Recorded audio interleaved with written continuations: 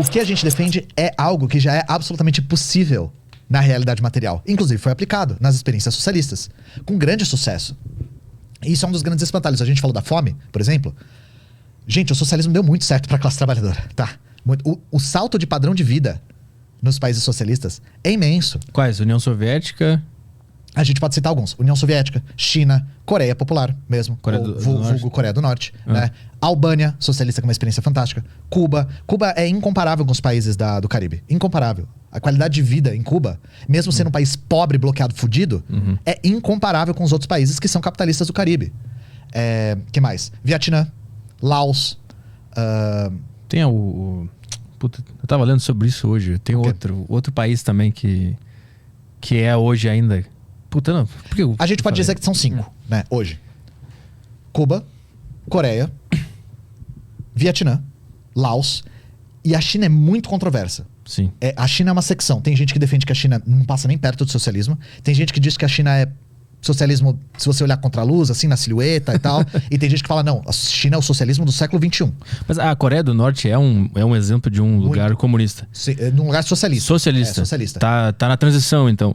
A Coreia está transicionando para uma sociedade sem classes sociais. Mas tem uma coisa que me assusta um pouco na Coreia do Norte, que é aquelas estátuas dos líderes, esse culto a alguém que eu nem sei quem é. Isso eu acho muito esquisito. Por que isso acontece? Deixa eu contextualizar isso. Bom, primeiro, só dar um exemplo. Culto de personalidade não é uma exclusividade de experiências socialistas, né? É só você observar a morte da rainha agora.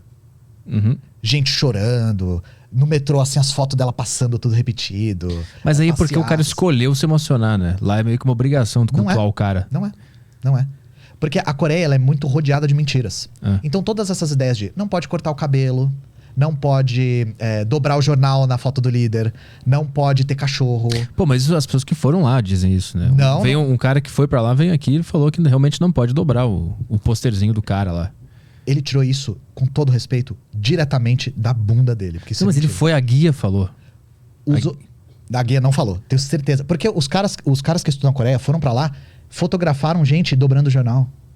Mas aí o cara vem e fala, não pode. Não fala. Aí o cara desdobra. Isso é ridículo. Porque todo mundo que estuda a Coreia e foi pra lá, tentou aferir isso. Isso não é verdade. E o cara que morreu por causa do pôster lá? O cara que arrancou o pôster do hotel. E voltou em coma. Sabe de onde vem a maior parte dessas Sabe de onde vem a maior parte dessas notícias? O cara voltou em coma. Primeiro, duas coisas. Sabe de onde vem a maior parte dessas notícias? De um veículo de notícias, né? Um veículo de comunicação situado na Coreia do Sul, que é literalmente financiado pela CIA, que é a Radio Free Asia. É um veículo de propaganda. É daí que vem essas coisas de que na Coreia não pode isso, na Coreia não pode aquilo, na Coreia blá blá blá, na Coreia não sei o quê. Eu garanto pra vocês, de pés juntos, 99,9% é mentira e o resto é meia verdade, tá? Porque as pessoas que real estudam a Coreia, já foram lá, moraram lá, não conseguiram verificar isso. E isso é ridículo. É ridículo porque não faz o menor sentido. Inclusive, aí falando a respeito do próprio Kim Jong-un, né, que é agora o líder. Primeiro, ele não é o líder máximo. Ele não é um ditador porque ele não acumula funções. Lá na Coreia tem divisão de poderes. Ele faz parte, ele é líder de um poder e ele é eleito pela Assembleia, ele pode ter recall a qualquer hora.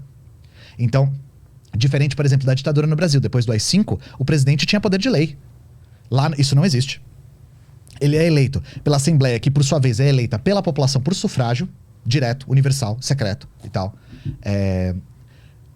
As estátuas que tem, por exemplo, tem lá em Pyongyang, não tem estátua dele. Tem estátua de quem já morreu, que são os antecessores dele. E aí a questão é, existe culto de personalidade na Coreia? Sim. Sim. Só que isso tem a ver com a história da Coreia, que é uma história de milhares de anos já. A Coreia, ela vê no papel do líder um papel fundamental. Os coreanos, né? Os coreanos veem no papel do líder um papel fundamental. Então, sim, existe um culto de personalidade muito forte lá. Só que a questão é, em momento algum, esse culto de personalidade, ele é digamos assim, forçado, né? Ele é uma coisa que os coreanos se veem na família Kim, principalmente pelo contexto que a família Kim participou durante o processo revolucionário coreano. Então imagina o seguinte, a Coreia era um estado cliente da China antes. Já no século XIX ela começa a ser ameaçada pelo Japão e em 1910 o Japão anexa a Coreia. O Japão Imperial coloniza a Coreia. O Japão colonial explora a mão de obra dos coreanos. O Japão colonial proíbe o coreano, proíbe nomes coreanos. Os coreanos tinham que ter nomes japoneses. E, pior de tudo, o Japão imperial faz casas de conforto na Coreia, que eram prostíbulos para os japoneses, na qual as coreanas deveriam servir aos japoneses. Até hoje, o Japão não reconhece esse crime de guerra. Até hoje. Todas as vezes que os coreanos levantam estátuas para lembrar desse passado, os japoneses pedem para tirar. Mesmo na Coreia do Sul. Porque só existe uma Coreia, né? E ainda só existe uma Coreia, a divisão é artificial, né? E aí, nessa época, um cara chamado Kim Il-sung, né, que foi o primeiro líder da Coreia, ele foge para Manchúria e ele faz parte do Partido Comunista Chinês. Ele entra pro Partido Comunista Chinês. E dentro do Partido Comunista Chinês, ele começa a combater o imperialismo japonês. E aí, em 1945, junto com a ajuda da China e a ajuda do Exército Vermelho, eles conseguem expulsar os japoneses da Península Coreana. E aí eles fazem o primeiro passo da Revolução Coreana, que foi em 45. A Coreia só se funda como um estado soberano socialista em 48, né? Então, o Kim Il-sung ele se destaca como o grande general que articulou a luta anticolonial, anti-imperialista contra o Japão. E o que o Japão fez com a Coreia é ressentida até hoje. Esse passado é muito vivo na cabeça deles. Porque foram 50 anos de ocupação e uma ocupação violentíssima.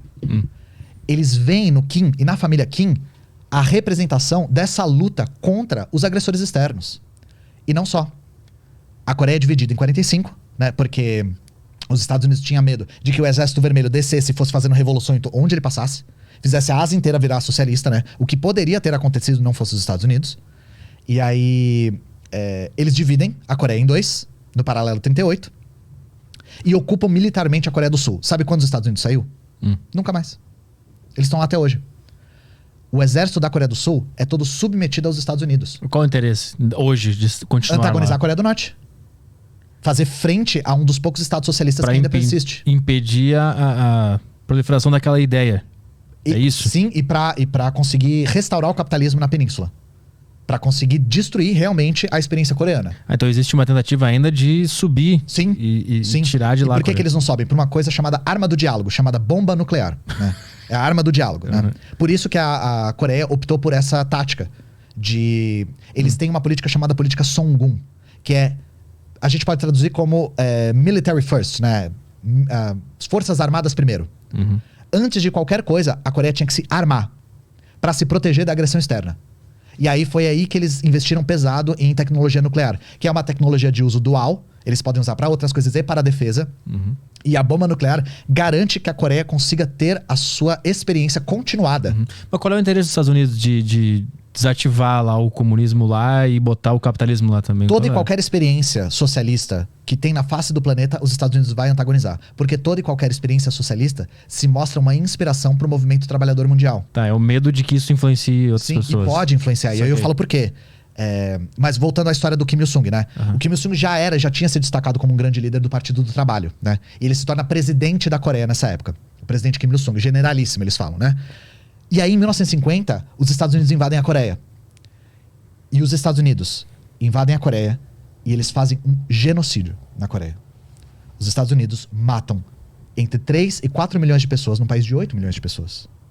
Os Estados Unidos jogam mais bombas na Coreia do que eles tinham jogado em toda a Segunda Guerra Mundial. Os Estados Unidos destroem barragem, destroem plantação, destroem escola, destroem hospital. Não sobrou um prédio de pé na capital. Que ano é isso? 50. Tá. A guerra acaba em 53, a Coreia resiste. É o que eles falam. Se um lobo ataca um gato e o gato sobrevive, o gato ganhou esse embate. Foi isso que aconteceu. A Coreia resiste e a perda da Coreia para os Estados Unidos é muito amarga. Eles ficaram muito... Foi a primeira guerra que os Estados Unidos perdeu. Perdeu no sentido de eles não atingiram os objetivos deles. A segunda ia ser o Vietnã. O Vietnã é socialista até hoje porque o Vietnã ganhou a guerra. E aí o paralelo 38 é restaurado e aí as Coreias se dividem como a gente conhece hoje, né? A memória da guerra dos Estados Unidos sob liderança do Kim Il-sung é muito viva na cabeça dos coreanos. Então eles veem no Kim Il-sung um símbolo de resistência contra o imperialismo japonês e contra a agressão estadunidense. Mas aquele papo que o cara é obrigado a parar na frente da estátua e olhar pra baixo, isso é mentira? Não existe nada que confirme isso. Porque essa coisa da Coreia, ela é uma via de mão dupla, né? Ah, eu sei que indo lá pra Coreia você tem que parar na estátua. E aí voltando não dá pra saber nada que acontece na Coreia. Então, eu sei quando corrobora com uma narrativa, né? Corrobora com um pensamento. E não dá pra saber quando corrobora com outro. Mas é que tem vários vlogs no YouTube de gente que vai lá visitar. Eu vi alguns já. Filma. E aí eles mostram lá que se ele tirar uma foto e a estátua do cara sair com a cabeça cortada, eles mandam deletar e tirar outra. Eu nunca vi isso, mas eu já vi o cara, por exemplo, falando que, eu recebi o jornal aqui, eu não posso dobrar. O cara, ele só falou isso, sabe? Porque ele leu em algum lugar que não pode. Só que em momento nenhum você encontra documentação na Coreia falando que não pode. Pelo que eu vejo desses vlogs, é uma orientação dos guias lá, que eles falam que não pode, também os vlogs, que é pra enrolar os e tal. Os vlogs que eu vi, eu não vi essa orientação também. Tô sendo honesto, tá, gente? Tô sendo honesto. Mas aí, botando mais o pé no chão, a gente não encontra documentação legal da Coreia falando sobre essas coisas. Mas também eles não fariam, né? Uma documentação legal sobre uma opressão ao povo. Né? Eles vão escrever legalmente assim. Todas as outras ditaduras fizeram? Por que a Coreia não faria? Pra não pegar mal, não sei. Se tem uma coisa que a Coreia não se importa é com pegar mal. É verdade. Os caras, eles não ligam de verdade. É verdade. Assim. E aí a questão em termos concretos, né? Primeiro de tudo, a Coreia é uma dinastia? Não. A Coreia não é uma dinastia. Ué, mas não são 3 pessoas que venceram as eleições seguidas da mesma família? Sim, só que tem uma questão. Primeiro, o Kim Il-sung eu já falei, né? Ele era o líder máximo, era a pessoa mais reconhecida, se tornou secretário-geral do partido e ficou na liderança até ele morrer. Justamente por esse passado de prestígio que eu acabei de narrar, né? Você pode não gostar, mas faz sentido. Faz sentido porque a gente não viveu o que os coreanos viveram. E aí, quando ele morre, não é o filho dele que ascende ao poder? Sim, só que não imediatamente. Primeiro, não existe nenhuma documentação coreana dizendo o sucessor tem que ser o filho da família Kim. Não existe. Ah, mas isso existe em outros lugares? Sim. Exemplo, a Inglaterra. Na monarquia, existe a documentação. O sucessor tem que ser a prole mais velha, etc. Isso existe. Tá? Outra coisa. A eleição do Kim Jong-il, que é o cara dos óculos grossos, sabe? O segundo líder, que é um dos que tem a estátua lá. Não foi unânime. Inclusive, ele quase não ganhou. A disputa foi tão intensa nessa época que o posto de chefe da Assembleia ficou desocupado por 3 anos. Existe oposição lá? Muita oposição. A oposição foi tão forte que não existe oposição de direita com ingerência no Estado, mas existe oposição à linha do Kim, por exemplo, a linha da família Kim. Isso existe. Inclusive, existe tanta oposição que o Kim Il-sung quase não ganhou a eleição. Ele ganha com uma margem muito pequena e depois de 3 anos de disputa. Se fosse uma passagem automática de dinastia, isso teria sido automático, sabe? Então, as coisas não funcionam dessa maneira. Outra coisa, existe divisão de poderes na Coreia.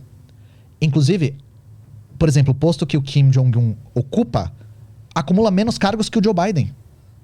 Ele tem menos poder sobre a Coreia do que o Joe Biden tem sobre os Estados Unidos. Quem tem o poder supremo lá é a Assembleia. É a Câmara. Que pode ser eleita, que é eleita, inclusive, Pelo né? povo? Pelo povo, de maneira direta. E aí, você imagina, a Coreia não tem burguesia. Não existe burguesia na Coreia. Mas os líderes são ricaços, não?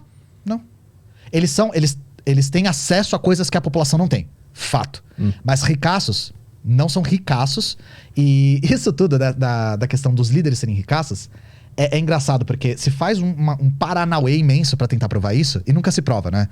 O Fidel Castro, por exemplo, colocavam ele na Forbes como sendo um dos homens mais ricos do mundo, né? Como? Falando que o PIB de Cuba era a fortuna dele. Fica fácil assim, né? Claro que o PIB de Cuba não é a fortuna do Fidel Castro, não era a fortuna do Fidel Castro, né, gente? Novamente, essa galera tem acesso a coisas que a população comum não tem? Sim. Eles são ricaços, privilegiados que vivem no luxo? Não. Alguém conseguiu provar isso? Não. Isso tudo é por inferência, tá? Novamente, quem compõe a Assembleia? Trabalhadores. Não existe burguesia. Então é varredor de rua, é funcionário público, é professor, é agricultor, é gente que trabalha na construção civil. Essas pessoas trabalham na Assembleia, né? São eleitas de forma direta e a maior parte é eleita independente, não faz parte de nenhum partido. Outra coisa, a Coreia tem 3 partidos, que é um a mais do que os Estados Unidos na prática. Você pode fazer parte de um dos 3 ou nenhum, que a maior parte das pessoas não faz. Porque a ideia não é representar um partido, a ideia é representar os seus interesses locais. O seu interesse como pedreiro, o seu interesse como varredor de rua.